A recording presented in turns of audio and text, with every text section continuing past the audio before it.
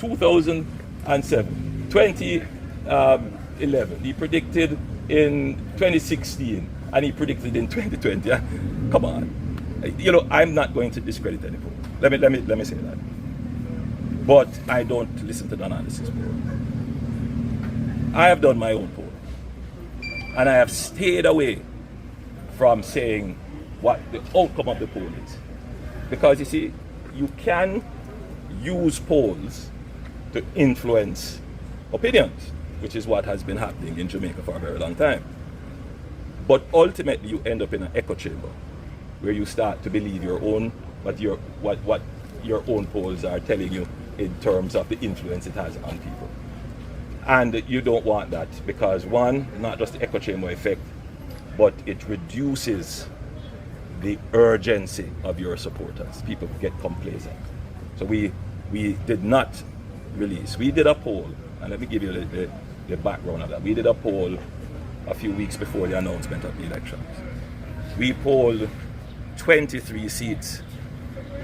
We interviewed over 25,000 respondents. So not a little poll of 1,000 people here or 300 people here.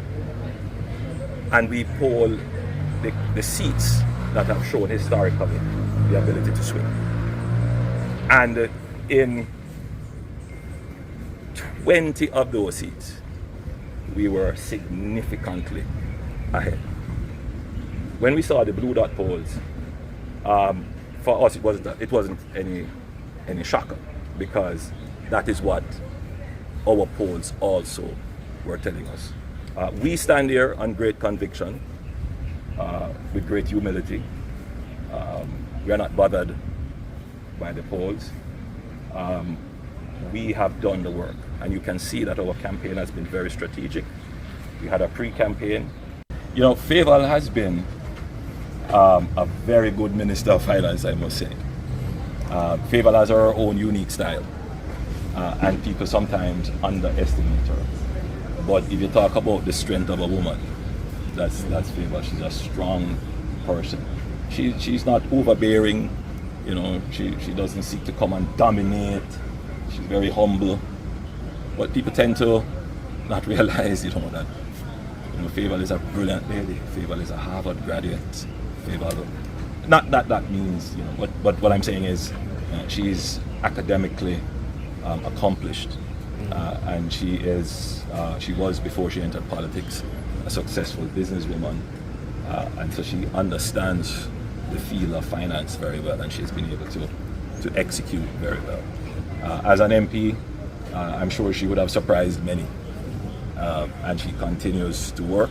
There are always complaints, always in every constituency, but I expect that Favour will come home and come home strongly as well. Last night we were at the campaign office making sure that all our workers got their files ahead of the day. You know, the file comprising of the voters' list, their pens, phone cards, food packages, you know, for early snack. Made sure that all the drivers received their petrol.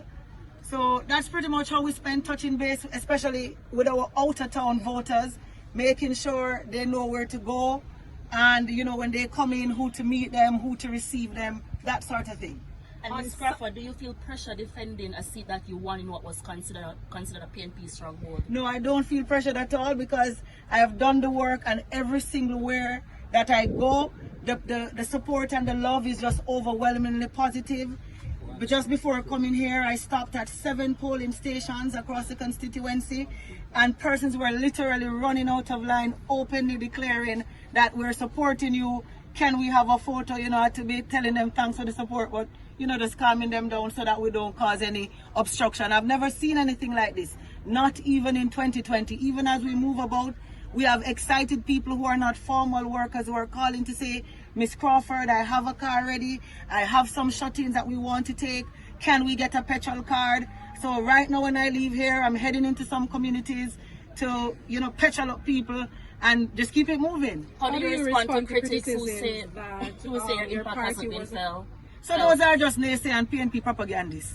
I'm asking, how do you respond to criticisms that your campaign wasn't as well funded by the party's hierarchy this No, time my around? campaign was heavily funded. I won't disclose the figure now, but I've never received this amount of support from the party and the business community before. What's your proudest achievement to date? My proudest achievement is having been able, in less than 5 full years, to rehabilitate 47 roads across the community, the constituency, parish council roads, NWA roads, farm roads, and private roads. And Are you confident that you will win against Donovan? Very, very confident, extremely confident. And on Sunday, you were at the site of a road repair in Knockpatrick. How Yes. concerned that, like just a few days before the election, how concerned you were that you will be sending mixed signals? No, persons understand, and I've been very open and honest with my constituents. Persons know how the procurement process is. So these roads that you now see happening yesterday or last week, these were submissions that were long done, and this is one of the things we've heard Prime Minister Holness mention in Parliament.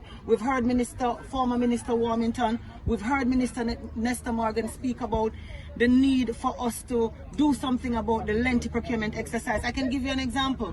There's one road in College View.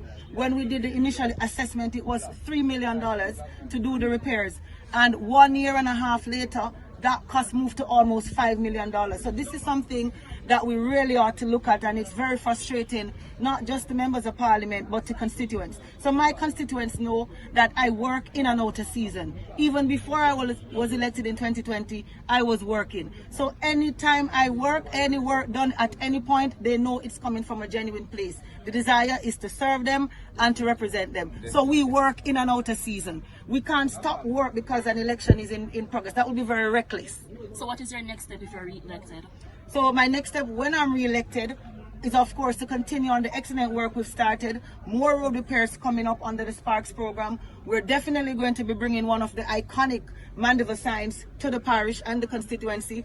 I'm looking forward to see the national park. More free Wi-Fi hotspot. We're almost ready to launch New Hall. Comfort cricket field right there. We're building stands. We're doing some renovation. It's quite a lot of work. We'll continue investing heavily in education because, as I've said, it is my access to education and training why I can stand there as Member of Parliament. So